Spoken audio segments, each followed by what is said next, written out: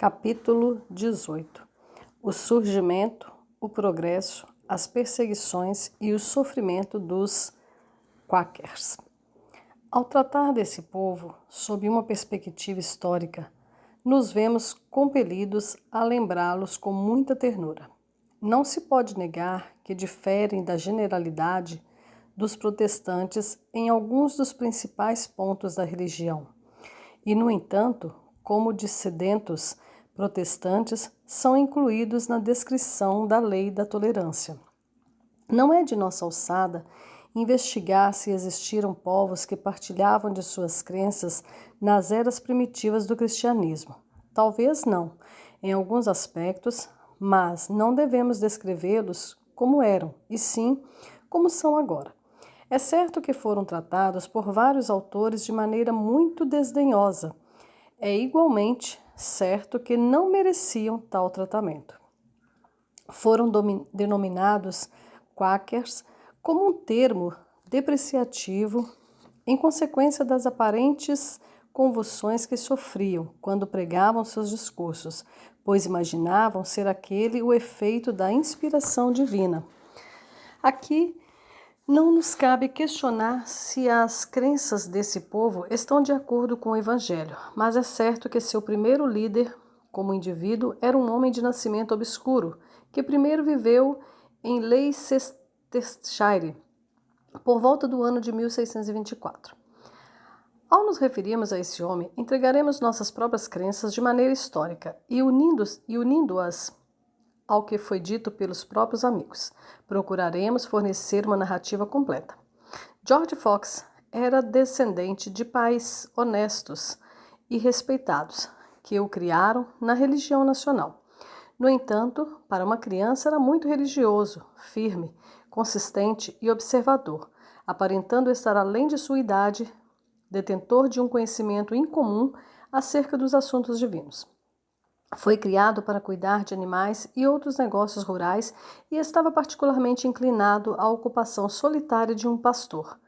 Um emprego que muito lhe convinha em vários aspectos, tanto pela inocência quanto pela solidão, que se tornou apenas um emblema depois de seu ministério e serviço. No ano de 1646, abandonou completamente a Igreja Nacional, em cujos princípios havia sido educado, como anteriormente mencionados. Em 1647, viajou para Derbyshire e Nottinghamshire, sem objetivo definido de visitar lugares específicos, mas caminhou sozinho por várias cidades e vilas para onde quer que sua mente se voltasse. Ele jejuava muito, disse Swell, e andava frequentemente em lugares recônditos, sem nenhuma outra companhia senão a Bíblia. Visitava as pessoas mais isoladas e religiosas daquelas partes, diz Penn, e eram poucas, se é que existe alguma nessa nação, as que aguardavam o consolo de Israel noite e dia como Zacarias, Ana e Simeão faziam antigamente. A esses foi enviado, por eles procurava nos municípios vizinhos e entre eles peregrinou até o momento em que alcançou seu ministério mais amplo.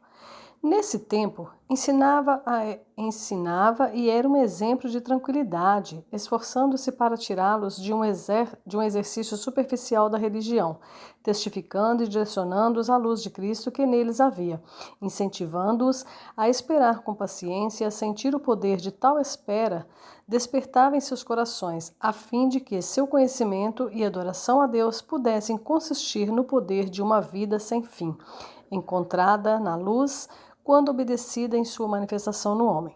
Pois na palavra há vida, e essa vida é a luz dos homens. Vida na palavra, luz nos homens e vida também nos homens, quando a luz é obedecida. Os filhos da luz vivem pela vida da palavra, pela qual a palavra os gera novamente para Deus, que é a geração e o novo nascimento, sem os quais não se pode entrar no reino de Deus, no qual todo aquele que entra é maior que João, ou seja, que a dispensação de João, que não era a do reino, mas a consumação dos aspectos legais e precursores dos tempos do Evangelho, o tempo do reino. Consequentemente, várias reuniões eram realizadas naquelas regiões, e nisso empregou o seu tempo por alguns anos. No ano de 1652, recebeu a revelação da grande obra de Deus na terra e o modo como deveria proceder em um ministério público para iniciá-la. Dirigiu seu curso para o norte, e em todo lugar por onde passava, se não antes de chegar, lhe eram mostrados o seu exercício e serviço, de modo que se podia ver que o Senhor era realmente seu líder.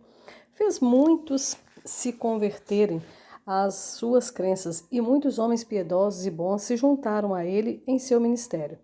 Estes foram designados especialmente para visitar as assembleias públicas a fim de aprendê-las, reformá-las e exortá-las, às vezes em mercados, feiras, ruas e à beira da estrada, chamando as pessoas ao arrependimento e fazendo-as retornar ao Senhor com seus corações e com suas bocas, direcionando-as para a luz de Cristo que dentro delas habitava, a fim de que vissem, examinassem e considerassem seus caminhos, evitando o mal e fazendo a boa e aceitável vontade de Deus. Encontraram grande oposição enquanto realizavam o trabalho para o qual imaginavam ter sido chamados. Eram a miúde colocados no tronco, apedrejados, espancados, açoitados e aprisionados, embora fossem homens honestos de boa reputação, que deixaram esposas, filhos, casas e terras para visitar a outros com um chamado vivo ao arrependimento. Mas esses métodos coercitivos fizeram aumentar, em vez de diminuir, seu zelo e acabaram por gerar muitos prosélitos naquelas regiões, entre eles vários magistrados e outros de alta classe. Entendiam que o Senhor os proibia de tirar o chapéu em reverência a qualquer pessoa, fosse superior ou inferior, e exigia que falassem com o povo, sem distinção, usando a língua do tu e do ti. Tinham escrúpulos acerca de desejar bom dia ou boa noite às pessoas, e não podiam curvar-se diante de ninguém, mesmo em suprema autoridade. Homens e mulheres usavam vestes simples, diferentes da moda da época.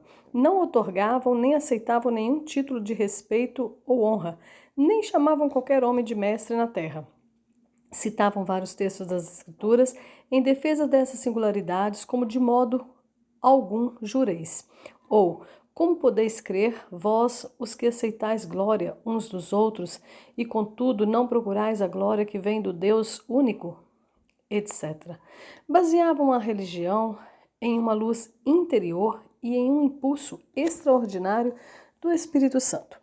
Em 1654, seu primeiro encontro separado em Londres foi realizado na casa de Robert Drink, em Watling Street, pois naquela época se espalhavam por todas as partes do reino e em muitos lugares estabeleceram reuniões ou assembleias, particularmente em Lancashire e nas regiões circunvizinhas, mas ainda estavam expostos a grandes perseguições e provações de todo tipo. Um deles, em uma carta ao protetor, Oliver Cromwell, diz a ele que, embora não haja leis penais em vigor obrigando os homens a cumprir a religião estabelecida, os quakers sofrem denúncias de outra natureza, são multados e presos por se recusarem a prestar juramento, por não pagarem o dízimo, por perturbarem as assembleias públicas e reuniões nas ruas e locais de recurso público, alguns deles sendo açoitados como se fossem vadios por pregarem claramente diante do magistrado. Sob o favor da tolerância existente na época, abriram suas reuniões em Bull e Moat, na rua Aldersgate, onde tanto homens como mulheres eram estimulados a falar. Seu zelo os levou a adotarem algumas extravagâncias, o que os deixou ainda mais vulneráveis ao ataque de seus inimigos, que exerceram várias severidades sobre eles durante o reinado seguinte.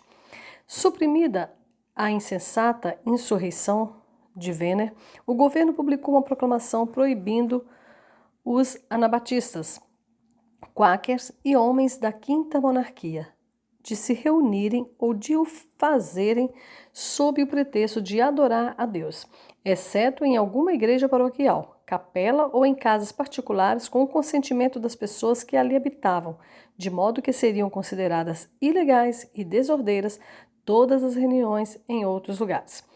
Diante disso, os Quakers acharam conveniente dirigir-se ao rei, o que fizeram nas seguintes palavras: Ó Rei Charles, nosso desejo é que vivas para sempre no temor de Deus e do seu conselho. Pedimos a ti e ao teu conselho que leias as seguintes linhas com ternura e compaixão por nossas almas e para teu bem. Considera que somos a cerca de 400 encarcerados nessa cidade e nos arredores, homens e mulheres tirados de suas famílias. Além disso, nas prisões do condado, há cerca de 1000. Desejamos que nossas reuniões não sejam interrompidas, mas que tudo possa chegar a um julgamento justo para que nossa inocência seja esclarecida. Londres, 16º dia do 11º dia do mês, 1660. No dia 28 do mesmo mês, publicaram uma declaração com o título de uma declaração do inofensivo e inocente povo de Deus, chamado Quaker, contra todas as sedições, todos os conspiradores e briguentos do mundo, para remover os fundamentos do ciúme e da suspeita, tanto dos magistrados como das pessoas do reino, acerca de guerras e lutas. Foi apresentada no 21º dia do 11º mês de 1660 ao rei, o qual lhes prometeu, por sua palavra real, que não haveriam de sofrer por suas crenças enquanto vivessem pacificamente. Contudo, suas promessas foram muito pouco consideradas em tempos posteriores. Em 1661, tomaram coragem para pedir à Câmara dos Lordes tolerância à sua religião e dispensa de prestar juramentos, o que consideravam ilegítimo, não por qualquer desafeição para com o governo, nem por crerem que assim estariam menos obrigados sob uma afirmação, mas por estarem persuadidos de que todos os juramentos eram ilegítimos e que jurar nas ocasiões mais solenes era proibido no Novo Testamento. Sua petição foi rejeitada e, em vez de uma concessão de alívio, uma lei foi promulgada contra eles, cujo preâmbulo estabelecia: porquanto várias pessoas tomaram a opinião de que um juramento, mesmo diante de um magistrado, se faz ilegítimo e contrário à palavra de Deus, e porquanto, sob pretexto de culto religioso, tais pessoas se reúnem em grande número em várias partes do reino, separando-se do restante dos súditos de Sua Majestade e das congregações públicas e locais habituais de culto divino. É promulgado que, se tais pessoas, após o dia 24 de março de 1661 a 1662, se recusarem a prestar juramento quando legalmente solicitadas, ou convencerem outras pessoas a fazê-lo, ou mantiverem por escrito, ou de qualquer outra forma, a ilegalidade de prestar juramento, se estiverem reunidas para o culto religioso, ajuntadas em 5 ou mais com idade superior aos 15 anos, pela primeira ofensa perderão 5 libras, pela segunda 10 libras e pela terceira todos deverão ser desterrados do reino ou transportados para as plantações. Os juízes de paz, em suas sessões abertas, estão autorizados a ouvir e finalmente determinar seus casos.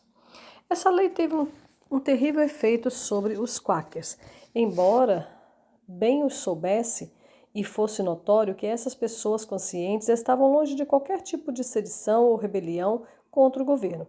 George Fox, em seu discurso ao rei, informa que 3.068 de seus amigos estavam presos desde a restauração de Sua Majestade, que suas reuniões eram diariamente interrompidas por homens com paus e armas, e seus amigos eram jogados na água e pisoteados até jorrar sangue, o que os levava a se reunirem nas ruas. Foi impressa uma relação, assinada por 12 testemunhas, segundo a qual mais de 4.200 Quakers foram presos. Deles, 500 estavam em Londres e nos arredores, vários dos quais foram mortos nas prisões. 600 deles, diz um relato publicado na época, estavam na prisão apenas por uma questão de religião, dentre os quais vários foram banidos para as plantações.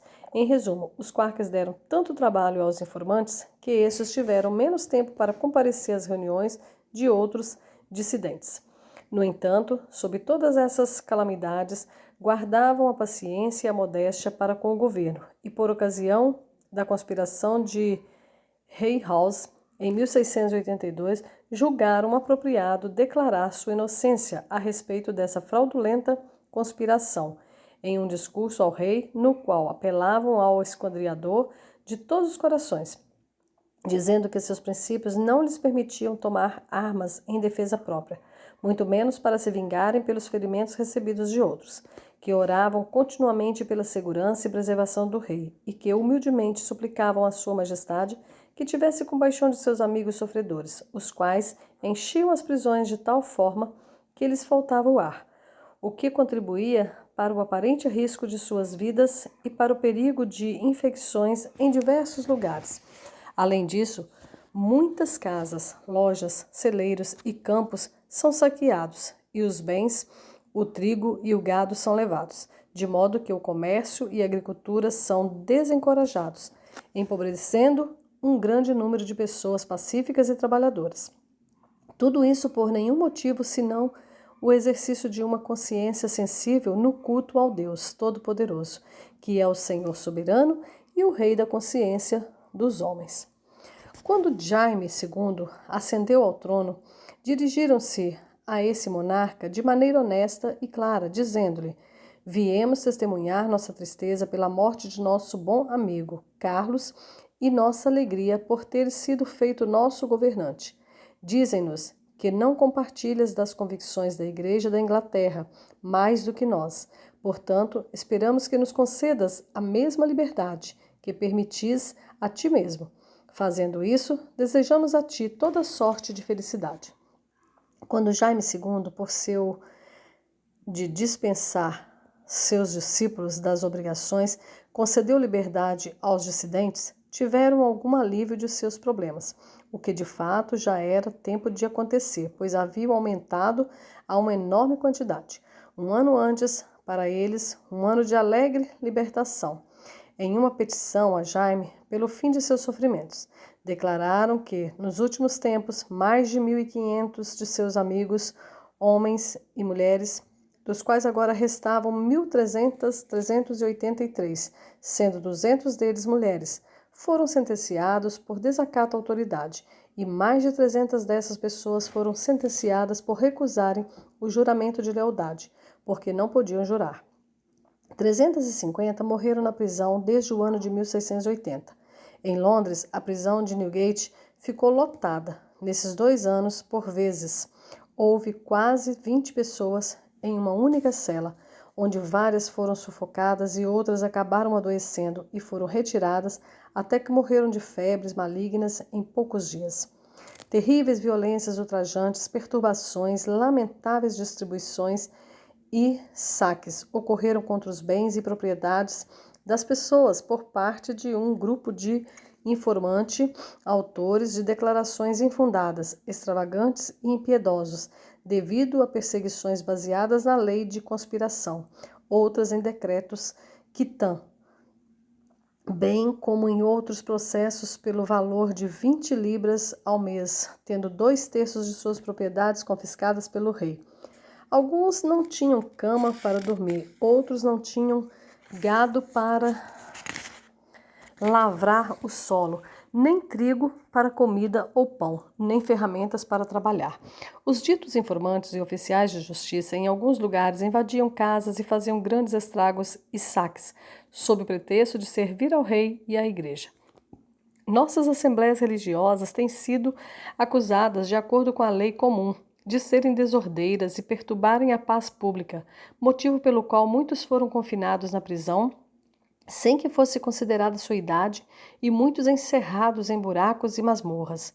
Os aprisionamentos por 20 libras ao mês equivalem a muitos milhares, e vários que haviam empregado centenas de pessoas pobres em fábricas estão incapacitados de continuar a fazê-lo, em razão de seu prolongado aprisionamento. Não poupam viúvas, nem órfãos, nem lhes oferece uma cama para que se deita. Os informantes são testemunhas e promotores para a ruína de inúmeras famílias frugais. E os juízes da paz foram ameaçados com uma multa de 100 libras, caso não emitissem ordens de prisão a partir das informações recebidas.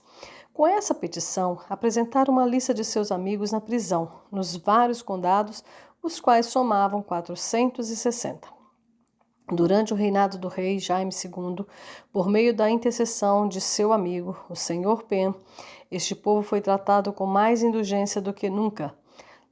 Tornaram-se extremamente numerosos em muitas partes do país e, com o estabelecimento de Pensilvânia, logo depois, muitos deles foram para a América. Lá desfrutaram das bênçãos de um governo pacífico e cultivaram as artes do trabalho honesto. Como toda a colônia era propriedade do Sr. Penn, convidou pessoas de todas as denominações e se estabelecerem com ele. Ocorreu ali uma liberdade de consciência universal, e nessa nova colônia os direitos naturais da humanidade foram pela primeira vez estabelecidos. Os amigos são, na era atual, um grupo de pessoas inofensivo, mas isso daremos mais atenção a seguir. Pelos seus sábios regulamentos, não apenas honram a si mesmos, mas também prestam um amplo serviço à comunidade.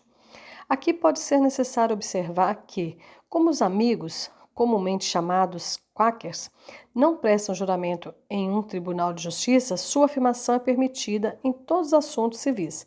No entanto, não podem processar um criminoso, porque nos tribunais de justiça ingleses, todas as evidências devem ser prestadas sob juramento.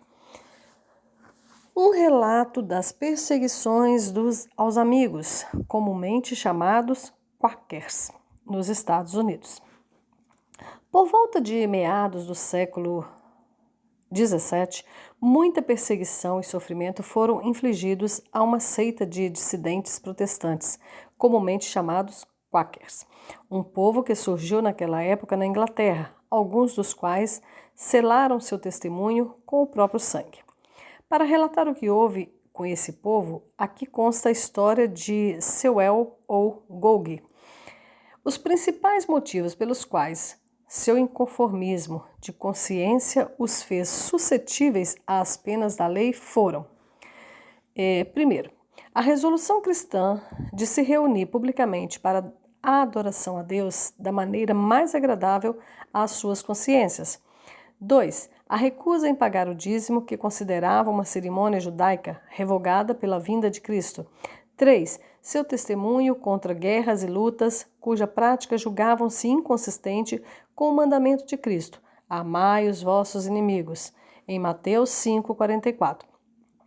4. Sua constante obediência ao mandamento de Cristo: de modo algum jureis, Mateus 5,34. 5. Sua recusa em pagar taxas ou valorações pela construção e reparo de casas em prol de um culto que não aprovavam. 6. O uso da linguagem apropriada à Bíblia, tu e ti, ao se dirigirem a uma única pessoa, e seu desuso do costume de descobrir a cabeça ou tirar o chapéu em reverência ao homem. E 7. A necessidade que muitos tinham de publicar o que acreditavam ser a doutrina da verdade, às vezes até nos lugares designados para o culto público nacional. O descumprimento consciencioso dos elementos anteriores os expôs a muitas perseguições e sofrimentos, que consistiam em processos, multas, espancamentos cruéis, açoites e outras punições corporais, prisão, banimento e até a morte. Narrar acontecimentos, em particular, de suas perseguições e sofrimentos, nos faria estender-nos além dos limites desse trabalho. Portanto, nos referiremos a essas informações naquelas histórias já mencionadas e, mais particularmente, na coleção de Besse, acerca de seus sofrimentos. Estaremos aqui limitados em nosso relato principalmente àqueles que sacrificaram suas vidas e evidenciaram, por sua disposição de espírito, constância, paciência e fiel perseverança, e que foram influenciados por um senso de dever religioso. Numerosas e repetidas foram as perseguições contra eles, e às vezes por transgressões ou ofensas que a lei não contemplava ou abraçava. Muitas das multas e penalidades exigidas não apenas eram irracionais e exorbitantes, como também por não poderem eles pagá-las de forma consistente. Cobravam-lhes várias vezes o valor da demanda, motivo pelo qual muitas famílias pobres ficaram angustiadas e se viram obrigadas a depender da assistência de seus amigos. Inúmeros deles não apenas eram cruelmente espancados e chicoteados publicamente como criminosos, mas alguns eram marcados e outros tinham as orelhas cortadas. Vários deles foram confinados por um longo tempo em prisões repugnantes, nas quais alguns terminaram seus dias em consequência das condições do encarceramento. Muitos foram condenados ao exílio e um número considerável deles foi transportado dali. Alguns foram banidos sob pena de morte e 4 foram executados pelas mãos do carrasco, como veremos aqui, depois de inserir cópias de algumas das leis do país onde sofreram.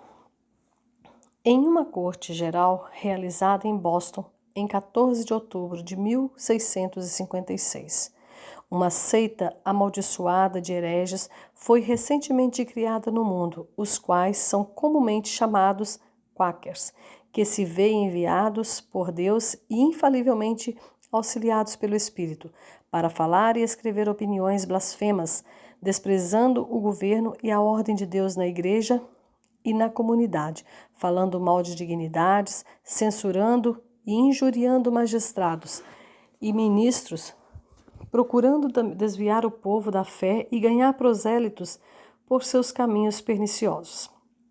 Este tribunal, levando em consideração suas premissas e tendo em vista impedir que males semelhantes, que por influência deles tenham lugar em nossa terra, ordena pela autoridade a nós outorgada que seja ordenado e promulgado que qualquer patrão ou comandante de qualquer navio, barca, chalupa ou brigue que fizer desembarcar em portos ancoradouros ou enseadas dentro dessa jurisdição qualquer quaker ou outros hereges blasfemos, pagarão ou farão com que se seja paga a multa de 100 libras ao tesoureiro do país, a não ser que tenham carecido de verdadeira informação acerca da natureza dos tais.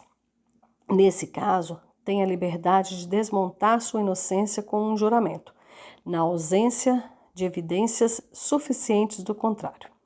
Em caso de falta de pagamento ou aval, serão lançados na prisão, onde permanecerão até que a referida quantia seja entregue ao tesoureiro, conforme mencionado.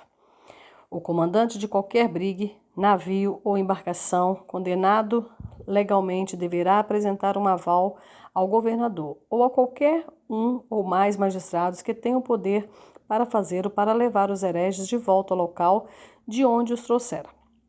E diante de recusa, o governador ou um ou mais magistrados estão autorizados a emitir seus mandados para encerrar tal patrão ou comandante na prisão, onde hão de permanecer até que conceda um aval ao governador ou a qualquer dos magistrados, conforme mencionado acima.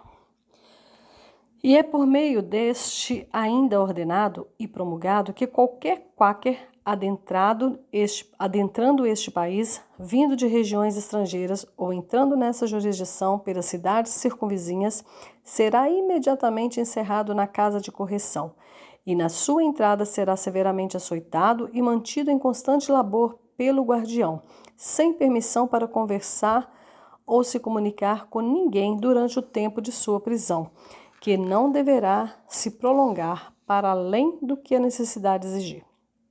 E é ordenado que, se qualquer pessoa introduzir conscientemente em qualquer porto dessa jurisdição os livros ou escritos de quakers sobre suas opiniões diabólicas, pagarão por esse livro ou escrita, sendo legalmente cobrado deles a soma de 5 libras, e todo aquele que espalhar ou ocultar qualquer livro ou escrita desse tipo e for encontrado com ele ou em sua casa e não entregá-lo imediatamente ao próximo magistrado, perderá ou pagará 5 libras pelo ato de dispersar ou ocultar qualquer livro ou escrito.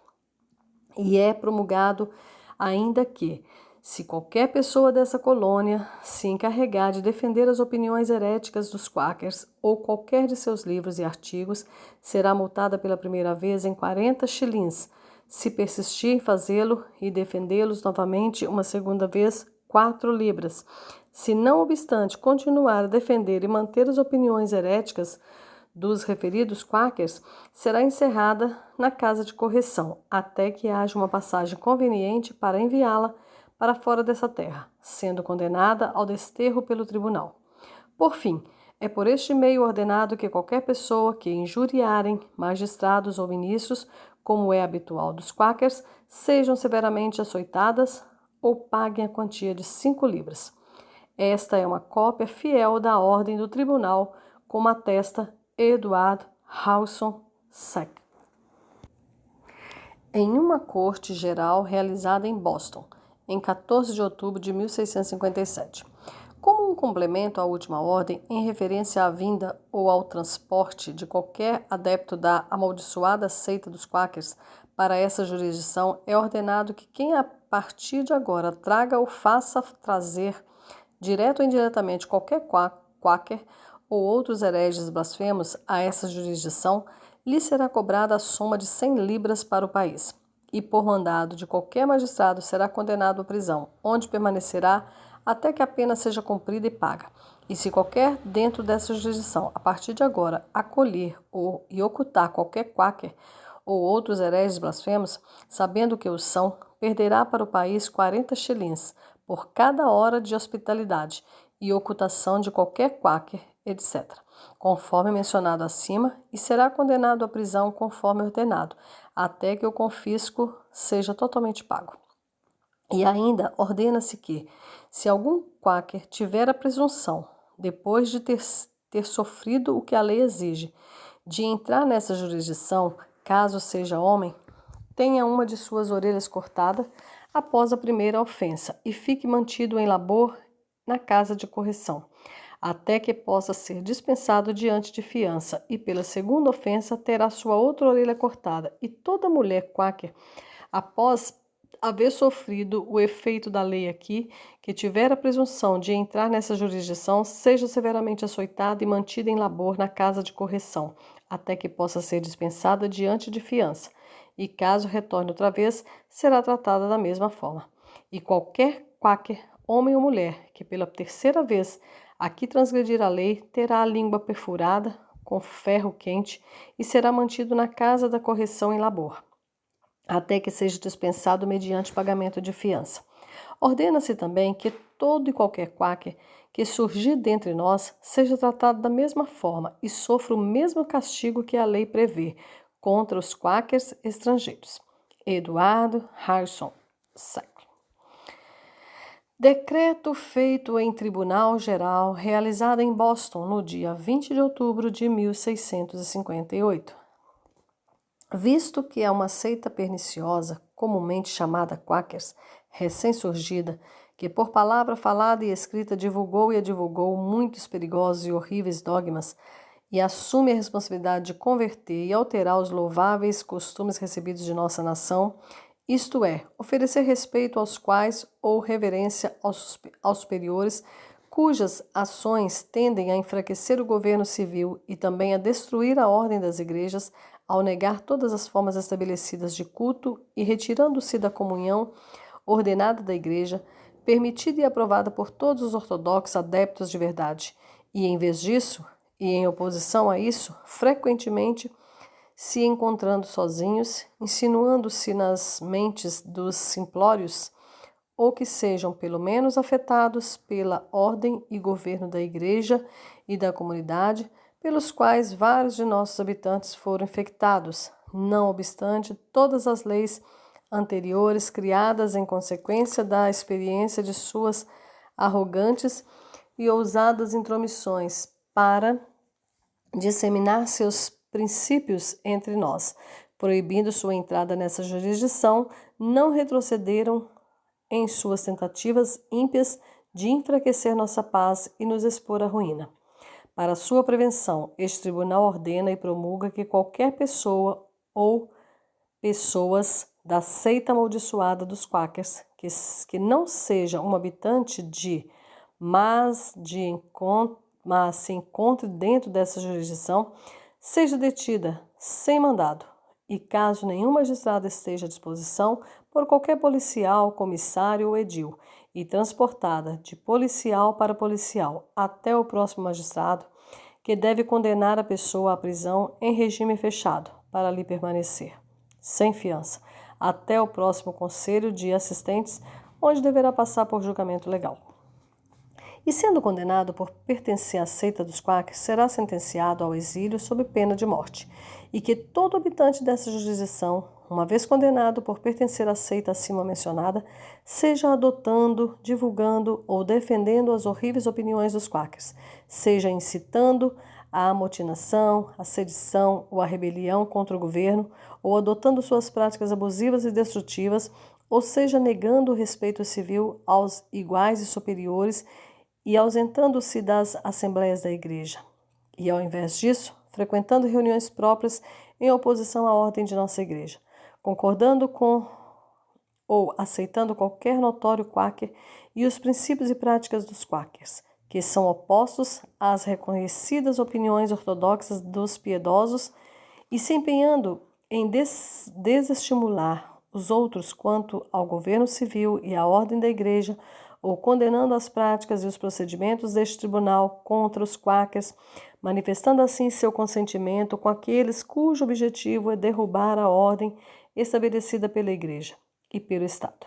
Cada uma dessas pessoas, mediante condenação perante o referido Conselho de Assistentes, da forma supracitada, será condenada à prisão em regime fechado por 1 mês. E, a menos que opte voluntariamente por abandonar essa jurisdição, preste garantia de manter bom comportamento e comparecer no próximo conselho, onde, permanecendo irredutível e recusando-se a retirar e reformar as opiniões supracitadas, será condenada ao exílio, sob pena de morte. E qualquer magistrado, mediante recebimento de qualquer informação sobre tal pessoa, deve entregá-la à prisão conforme seu critério, até que venha a julgamento, como mencionado.